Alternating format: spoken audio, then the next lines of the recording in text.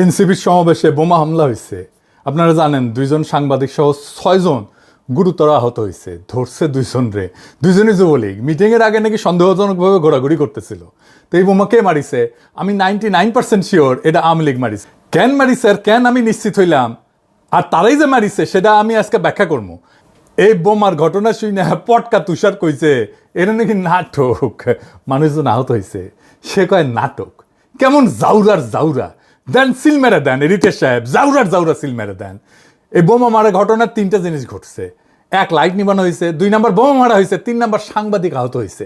এই 3টা ঘটনা অদ্ভুতভাবে মিলা যায় জিয়ার আমলের দুঃখজনক একটা ঘটনার সাথে। আসেন সেই ভুলে যাওয়া ঘটনা নিয়ে আলাপ করি।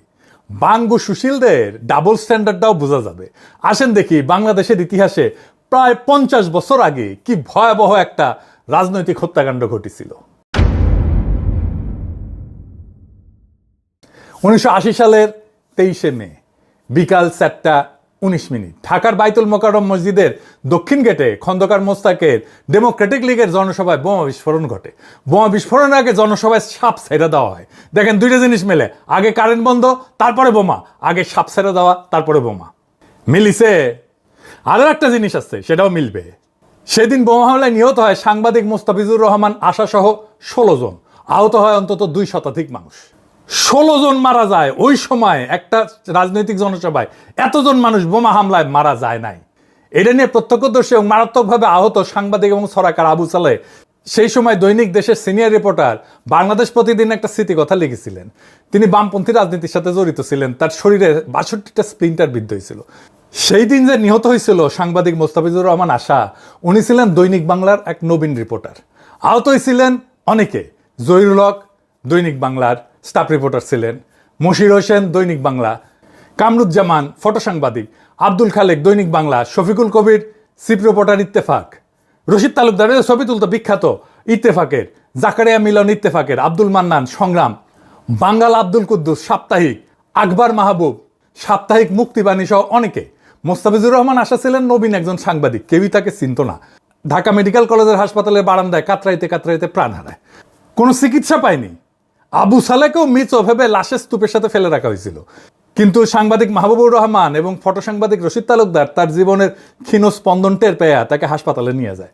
দেখেন আর একটা ঘটনা মিলল, সেটা হইতেছে লক্ষ্য সাংবাদিক যেন ইচ্ছা করে সাংবাদিকদের দিকে মারা হয়েছে। জিয়াউর রহমান নিজে তাৎক্ষণিকভাবে ঢাকা মেডিকেল কলেজে যান, বিশেষজ্ঞ ডাক্তার সিএমএইচ থেকে আনান, রক্তের ব্যবস্থা করেন। এরপরেও আহতদের দেখতে হাসপাতালে উনি নিয়মিত যেতেন। এডিটর সাহেব ছবিটা দেখেন, পত্রিকায় ছাপা হয়েছিল যে জিয়াউর রহমান আসছেন ঢাকা মেডিকেল কলেজ হাসপাতাল। ছবিটা একটু কেটে গেছে, তাও বোঝা যায়। তিনি আবু সালেহকে বলছিলেন যে ওনাকে বিদেশে পাঠানোর ব্যবস্থা করতেছে, কিন্তু সেই প্রতিশ্রুতি বাস্তবায়নের আগেই জিয়াউর রহমান দুঃখজনকভাবে শহীদ হন। যাই হোক, তদন্ত কমিটি একটা গঠিত হয়েছিল। বিচারপতি শামসুদ্দিন ছিলেন আহ্বায়ক। রিপোর্ট প্রস্তুত হয়ে গেছিল, কিন্তু জিয়াউর রহমান মারা যাওয়ার পরে এটার প্রকাশ হয়নি, বিচার হয়নি। কি ছিল সেই রিপোর্টে কেউ জানে না। এতজন মানুষ মারা গেল সাংবাদিক সহ, সাংবাদিকরা কেউ হাউকাউ করলো না। কয়জন ফ্যাসিস্ট দোষের সাংবাদিক জেলে আছে, তাই 111-এর 2 কালীগঞ্জ চিল্লায় একেবারে মাথা খারাপ করে দিছে। লিস্ট দিয়েছি এবং সেখানে আমরা বলেছি যে প্রায় 282 জন সাংবাদিকদের বিরুদ্ধে বিভিন্ন ধরনের মামলা হচ্ছে এবং তার মধ্যে 94 জন হত্যা মামলার তারা আসামি হিসাবে। তো সেটা আমরা প্রধানমন্ত্রীর কাছে সেই লিস্ট দিয়েছি। এই লিস্টটা একদম যে সম্পূর্ণ সেটা বলবো না, অসম্পূর্ণ থাকতে পারে, কিন্তু আমরা আন্তরিকভাবে চেষ্টা করে দিয়েছি এবং প্রধানমন্ত্রী সেটা গ্রহণ করেছেন। জিন্দেগিতে ওই ঘটনা নিয়ে একটা কথা বলছে, বলে নাই। তাহলে কারা আক্রমণ করতে পারে খন্দকার মোস্তাকের জনসভায়? আসেন এটা একটু বুঝে দেখি। বাংলাদেশে ইন্ডিয়ান স্ট্যাবলিশমেন্ট সবসময় চাইছে আওয়ামী লীগ ক্ষমতায় থাকলে যেন শক্তিশালী বিরোধী দল না থাকে, বিরোধী দলকে নিশ্চিহ্ন করে দেবো। বাকশাল দেখেন, হাসিনার আমল দেখেন। আর ক্ষমতায় না থাকলে যেন তারা প্রধান বিরোধী দল হিসেবে থাকে। এই খেলা চলে আসতেছে 1972 সাল থেকে। 1975-এর পরে তো আওয়ামী লীগের থাকারই কথা ছিল না। আওয়ামী লীগের একাংশ কাদের সিদ্দিকীর নেতৃত্বে ইন্ডিয়া পলায় যা বাংলাদেশ রাষ্ট্রের বিরুদ্ধে যুদ্ধ করছে, আমাদের আর্মির সাথে যুদ্ধ করছে, বাংলাদেশ আর্মির সাথে যুদ্ধ করছে, বাংলাদেশের ভেতরে এসে অন্তর্ঘাত করছে। তারা অন্তর্ঘাত করতে এসে পাবলিকের পিটাও খেয়েছে। কিন্তু জিয়াউর রহমান 1975 সালের পরে আওয়ামী লীগকে তার নিজের পলিটিক্যাল দুশ্মন হিসেবে বাইসা নিতে বাধ্য হয়েছিলেন। কেমনে জানেন? সংসদ নির্বাচন হইল, তখন বিএনপি অবশ্যই জিততো, কিন্তু বিরোধী দল হইতো খন্দকার মোস্তাকের পার্টি। মুস্তাককে জেলে নেওয়া হয়। 1976 সার্কিট হাউসে কাপ প্লেট চুরির অভিযোগে ছাড়া হয় 78 সালের 16 ডিসেম্বর উপলক্ষে। 1979 সালে ইলেকশন হইতেছে, 7 সপ্তাহ পরে উনি ছাড়া পেয়েছেন, তার 7 সপ্তাহের মধ্যে সংসদ নির্বাচন। খন্দকার মুস্তাক যেন দল গঠন করতে না পারে সেই জন্য 1976 সালে জেলে নেওয়া হয়। জাসদের মূল নেতাদেরকেও জেলে রাখা হয়। জাসদ 8টা আসন পায়, 39টা আসন পায় আওয়ামী লীগ প্রধান বিরোধী দল হয়। খন্দকার মুস্তাক দল করে নির্বাচন করতে পারলে আওয়ামী লীগের অবস্থানটা উনি নিতেন। আওয়ামী লীগের ভোটার বেশিরভাগ উনি পেতেন, আওয়ামী লীগের চেয়ে বেশি সিট পেতেন। উনার ভোটাররা মুসলিম লীগকে ভোট দেয়, মুসলিম লীগ 20টা আসন পায়।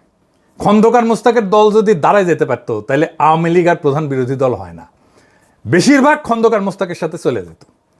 জাসদ দ্বিতীয় দল হইতো, সেটা হয় নাই। তাই আওয়ামী লীগ আবার ফিরে আসছে। যেহেতু জিয়াউর রহমান আওয়ামী লীগরেই তার পলিটিক্যাল দুশ্মন বানাইতে চাইছিল, তাই আওয়ামী লীগ ফিরে আসছে। সেই কারণে খন্দকার মুস্তাকের জনসভায় বোমা হামলা, এই ঘটনা বিএনপিকে পরোক্ষ সুবিধা দিতেই পারে। কিন্তু এখনকার অবস্থা কি?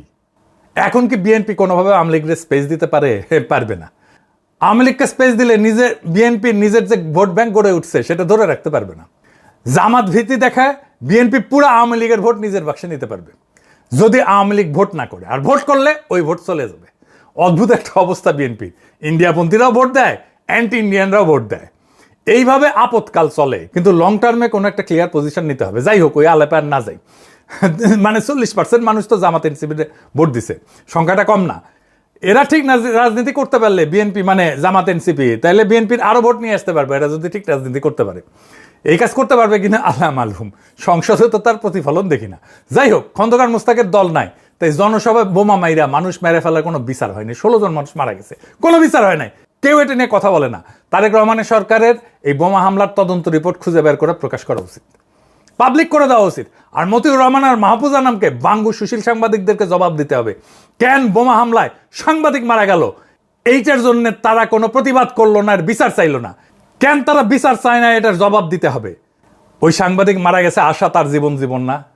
দিল্লি স্টারে আগুন দেওয়ার পরে পারলে তো কেন্দ্রে দেয় মাহফুজানন্দ প্রভুপাত, এখন বাইসে থাকাই অসম্ভব হয়ে গেছে। সাংবাদিকদের বাইসে থাকা কি 1980 সালে খুব সম্ভব ছিল? এখন প্রশ্ন হইতেছে, কেন আওয়ামী লীগ এনসিপির জনসভায় বোমা মারল? ইন্ডিয়ার হাসিনার ধারণা ছিল বিএনপি ক্ষমতা এসে আওয়ামী লীগের স্পেস দিবে, এখন দিতেছে না স্পেস। সেইভাবে হাসিনা আর ইন্ডিয়ার মাথা খারাপ হয়ে গেছে। এরা নানাভাবে দেশে অস্থিরতা তৈরি করতেছে, টাকা পয়সা দিয়ে খুন খারাপি করতেছে। আপনি দেখছেন না, খুন খারাপি বেড়ে গেছে, কোনোভাবে সামাল দেওয়া যাইতেছে না।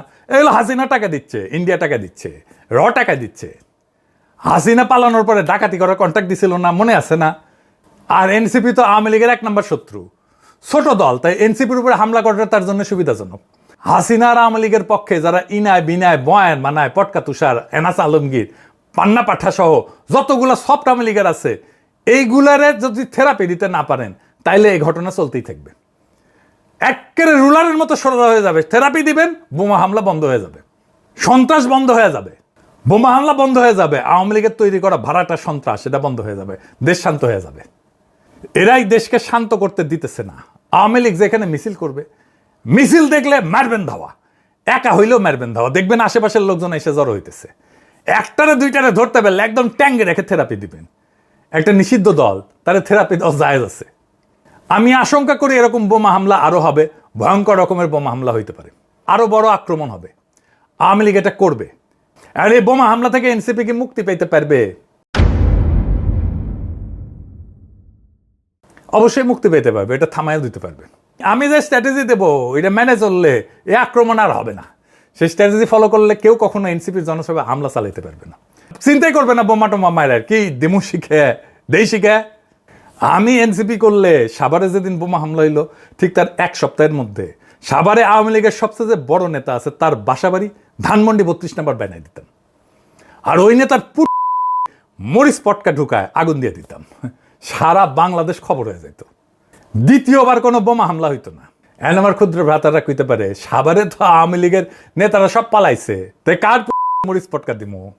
যদি এটাই হয় তাহলে আওয়ামী লীগের নেতা আছে ঢাকায় সাবের হোসেন চৌধুরী দিতাম, ওর মরিচ পটকা ঢুকায় আগুন দিতাম। ঢাকার এমবেসি পাড়ায় হাউকাও লেগে যেত, ওদের কইতাম তাহলে তুমি সিকিউরিটি দাও, নয়তো চুপ থাকো।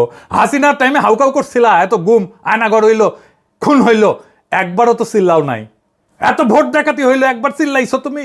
মিয়া ফাজলামি র্যাবরেকে ট্রেনিং দিছে, পশ্চিমারাই তো ট্রেনিং দিছে, একটা ঠাসি খেয়ে বসে যেত। সিপিবি নেতা ছিলেন জসিম মন্ডল, আমার জ্যাঠাদের সাথে রাজনীতি করতেন, রাজশাহীতে আসলে আমার কাছে থাকতেন মেডিকেল কলেজে। উনি যুবক বয়সে খুবই মাঠদাঙ্গা রাজনৈতিক কর্মী ছিলেন, উনি গল্প করছিলেন। আমি মনে হয় একবার বলছি, স্মৃতি থেকে কইতেছি একটু এদিক সেদিক হইতে পারে, কিন্তু এসেন্স হিসেবে ঠিক থাকবে। একবার এক দারোগা এক কমিউনিস্টে ধরছে, জসিম মন্ডল একাই গেছে থানায় গিয়ে দারোগারে কইছে, দারোগা সাহেব আপনি তো জানেন আমি কমিউনিস্ট, আমাদের কোনো সম্পদ নাই, টাকা পয়সা নাই, কোনো কিছুর জন্য বাইসা থাকার কোনো তাড়না নাই, একমাত্র বিপ্লব ছাড়া। আমাদের পরিবার বিপ্লবের রাস্তায় আমাদেরকে কোরবানি দিয়ে দিছে, আমি আজ মারা গেলে ওদের জীবন থামে যাবে না, ওরা জানে মারা যেতে পারে, লিল্লাই দিয়ে দিছে আমারে। আপনার জীবনের মায়া আছে, আপনার আপনার আপনার পরিবার আছে, সম্পদ আছে, এবং আপনি সেটা রক্ষা করতে চান, আপনার রক্ষা করার জিনিস আছে, আপনার বাইসা থাকার তাড়না আছে। একেবারে দিব কলে, আমি না পারলেও আমার কমরেড এসে দিবে, সে না পারলে আরেকজন এসে দিবে, কিন্তু তোমার দেওয়া হবে। আমার কমরেডরা সাইরা দেন, সাথে সাথে সাইরা দিছে। আপনি সিস্টেমের ভিতরে ঢুকে গেলে আপনারা ম্যানেজ করতে পারবে, সিস্টেমের বাইরে বাস করলে কেউ আপনারা ম্যানেজ করতে পারবে না। হাসিনার বিরুদ্ধে প্রবাসেই সবচেয়ে বেশি কাজ হয়েছে। কেন?